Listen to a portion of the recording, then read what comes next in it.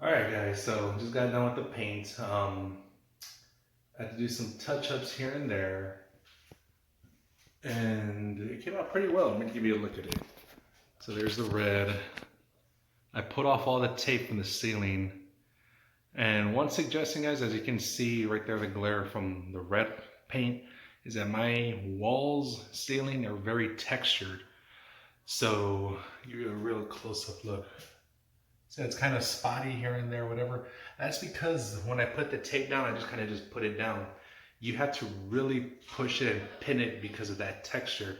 Any little spots, that paint is gonna seep in and go through just like that. But that's it right there.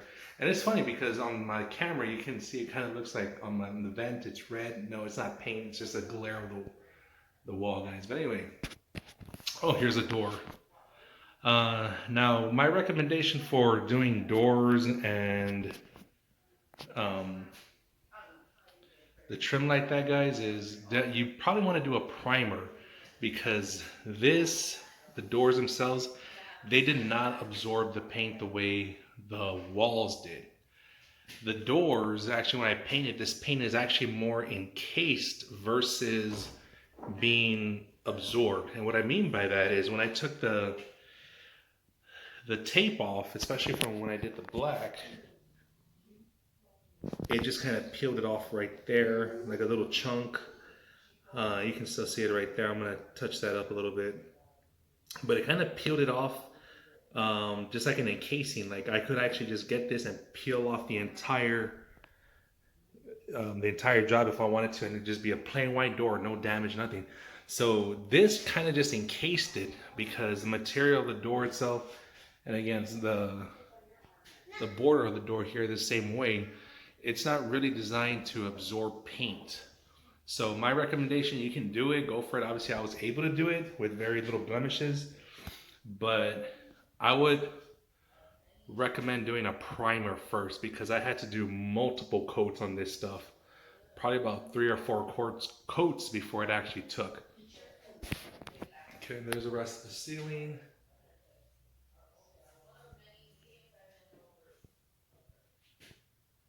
There's the borders for the closet.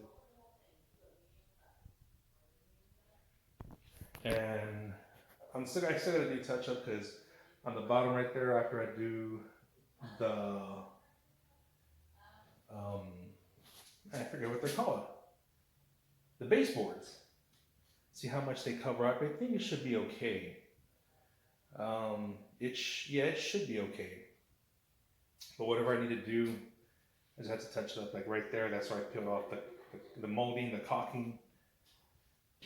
But yeah, guys, so basically the paint is done for the room. All that's left is afterwards any kind of touch-ups.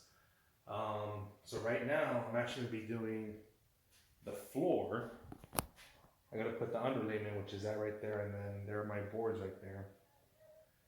But after that gets done, well, I'll do the underlayment first, let you know how that turns out, give my feedback on it, suggestions, recommendations, stuff like that, and take it from there. All right. All right, guys, so just a quick update. As you can see underneath me, I threw down that underlayment. There you go. It's all right there. So my experience with it, this is the roll. It's not very big, but once you unroll it and unfold it, it actually spreads from there to all the way about right here. So yeah, it's a lot in that small roll. It's just folded up, something like of an accordion. Anyway, had a very difficult time just laying it out. Finally decided, you know what? Let me put the wood boxes here to hold down because, you know, you pull on one end, the whole thing comes with you. So threw it out as much as I could. As you can see, I put some little pieces of tape to kind of hold it at first, but that wasn't working. So I just needed some good weight to hold it down. There it is.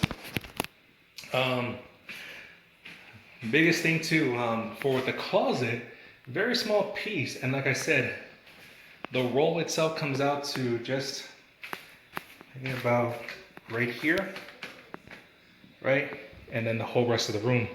So when I had to put it in the closet, I took measurements, I rolled it out, cut it in half, and I actually had to still cut that half in about another 1/4 off of that, and just to lay it down in here, as you can see. Again, guys, this is just the underlayment. It doesn't have to be perfect, it doesn't have to be flush, just something to absorb moisture. As you put the boards, they'll flatten out the underlayment pretty well. You can see there's some flaps right there. Once you set up the boards, the instructions are to just cut off excess, okay? Well, that's gonna be all for today, guys. I would have gotten more done as far as actually putting down the wood, but had an emergency I had to go to, so took up a good chunk of my day. So anyway, that's gonna be it for today. Anyway, stay tuned, see the rest of it. Thanks.